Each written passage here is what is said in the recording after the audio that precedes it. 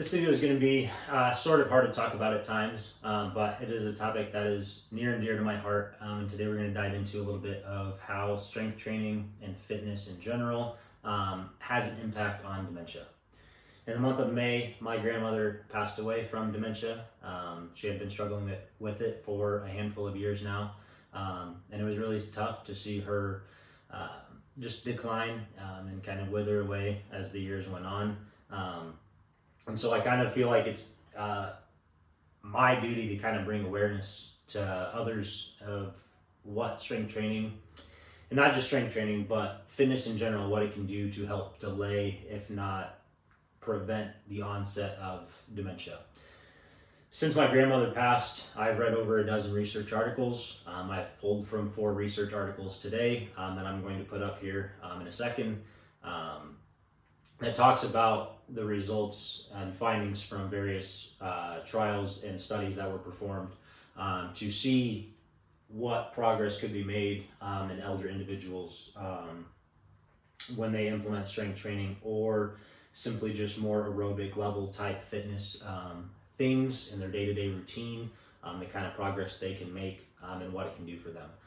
The results are crazy, and the findings are amazing. I think it's just not talked about enough. I don't think enough people bring it to light because it's not sellable. You're not going to sell this kind of thing to people.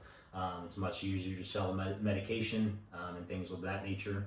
But truthfully, what strength training and just moving your body in general can do for you, what it can do for you is crazy in general. But the fact that it can help delay and or prevent the onset of things like dementia and Alzheimer's is absolutely crazy. And so I think first and foremost, we need to answer what is dementia and what is the difference between, say, dementia and Alzheimer's. So dementia is more of an umbrella term. It is really just used to describe a set of symptoms that affect cognitive abilities, memory, thinking, and behavior. And so it's more of an umbrella term, whereas Alzheimer's kind of fits under that umbrella term, and it is typically the majority of the cases that you're going to find in dementia patients is Alzheimer's.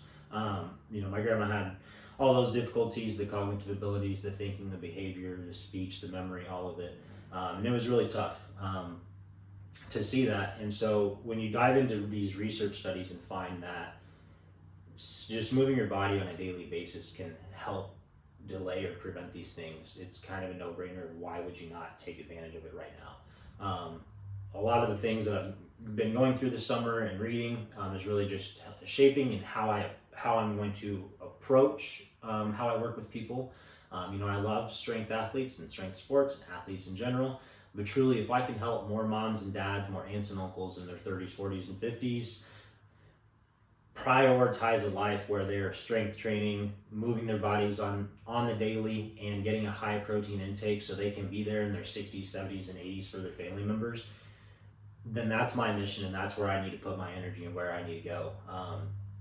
Because truly, if you've never had a family member that has gone through this kind of thing,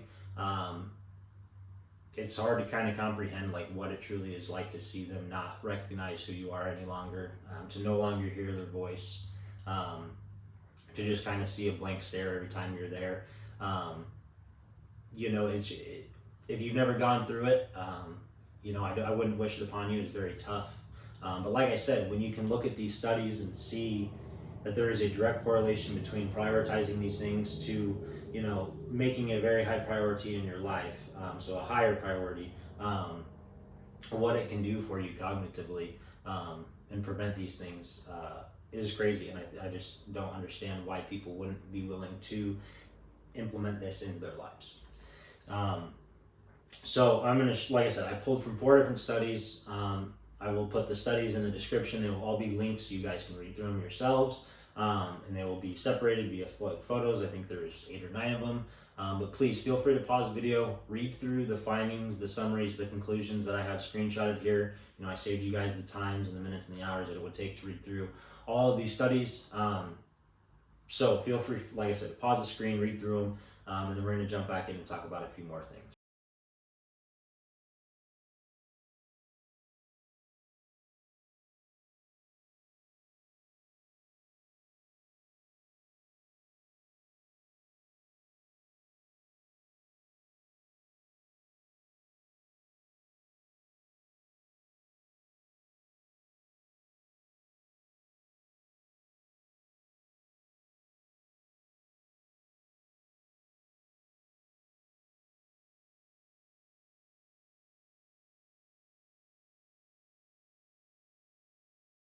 as you can see, there's a prominent correlation between strength training, fitness level, and the effects of dementia, especially as you age.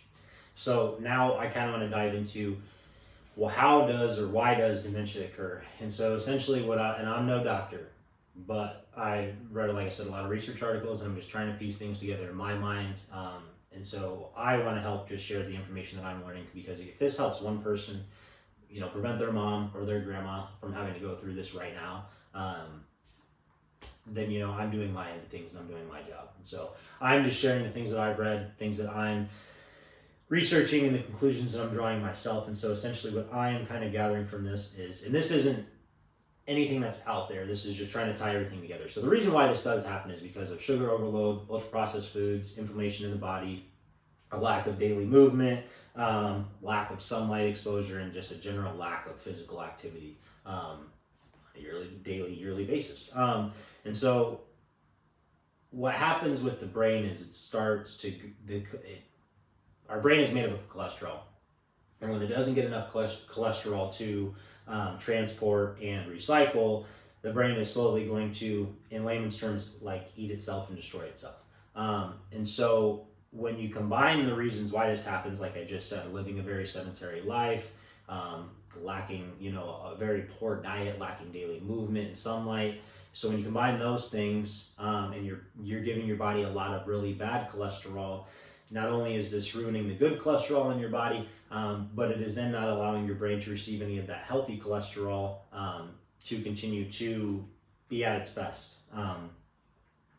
And so not only is this a brain disease, I feel like this is also a metabolic disorder in some form of sense, because when you aren't putting good cholesterol in your body, when you're not getting daily sunlight exposure, when you're not moving your body to help really push blood flow and transport, the proper nutrients through your body, this is where the degradation of the brain comes into play. And then this is where you then see the memory loss, the thinking, go haywire, the behavior, the lack of speech, etc., etc.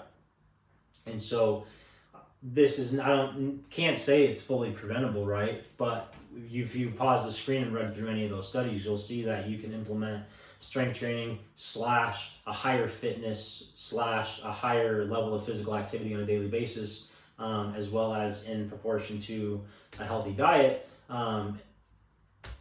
These things can start to add up and really put us in a good position to be functional, present, active, into our 60s, 70s, and 80s, so we can be there for our family members. And so I think the big message here is seriously, it's like your brain needs cholesterol. So cholesterol, there's good and there's bad. So do not listen to anyone that just tells you cholesterol is bad. Your brain needs cholesterol. But your body needs nutrients, and so does your brain, from whole natural foods that aren't ultra processed, that aren't going to leave you feeling inflamed and feeling bogged down. Limiting the processed sugar intake, and then getting outside, getting in the sun, moving your body on a daily basis, whatever that looks like, going for walks, going for going for runs, climbing, hiking, biking, treadmills, it doesn't matter. The treadmills are inside, but you get what I'm saying. It's just moving your body in some form of daily fashion. And then strength training, pushing your muscles so they can continue to support you as you age. If you don't use it, you're going to lose it. So putting all this together, prioritizing the healthy diet, like I said, moving your body, moving some weights, getting outside, all of these can add up to really help prevent and delay the onset of dementia. And so if you have a family member that is going through something like this and has the early onset stages, and they aren't living like this, I would highly suggest to them a lifestyle change. It's not hard to make this a priority. It's not hard to get outside for 30 to 60 minutes a day. It's not hard to get out and work out. It's not hard to make the right decisions at the grocery store. It's not hard to just prioritize this shit so that way you can be there for your family members and those around you as you continue to age. Take advantage of the time that you have now. Don't make the excuse. Make the excuse to do these things so that you can be around. Those aren't the hard things. The hard things is going to be your family having to take care of you and not see you at your best and see you wither away. because of the lifestyle that you lived. No fault to my grandmother at all. She was the best lady ever. We were best friends. I have a picture of her I look at every day. I have a coffee mug with her face on it that I drink out of every day. She was my best friend. She was an amazing lady. She was very sweet. But truthfully, yeah, she didn't move her body enough. She didn't get outside enough. She lived a very sedentary life. She loved her processed foods. And like I said, no shame to her. A lot of people just simply don't know any better. And so I think it's my duty and my obligation to really try to push this message. This is my stance. This is my mission to help fight dementia. I'm no doctor. I'm no research lab guy, whatever you want to call it. I probably will never really be able to get directly hands-on with, a bunch of people to, delay the dementia, I guess.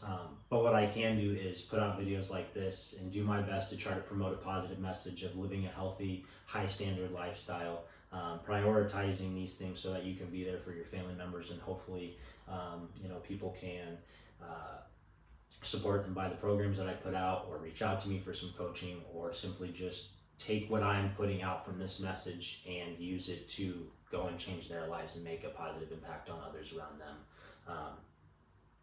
So this is the video. Sorry, I was kind of looking down at this page for some notes. I had a lot written down. This topic means a lot to me.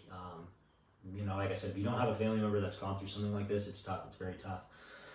And I wouldn't wish it on anyone. And so this is my fight. This is my stance that I'm going to take to try to help people do what they can to delay and prevent the onset of dementia in their life, but in their loved one's life as well. So please share this video.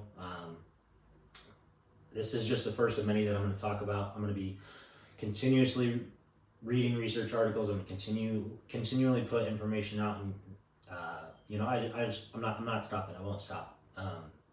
If I can help people live a healthy, high standard life, then I'm going to. And I think that's my mission. That's why I'm here. And I'm excited to see the amount of people that I can help in my lifetime.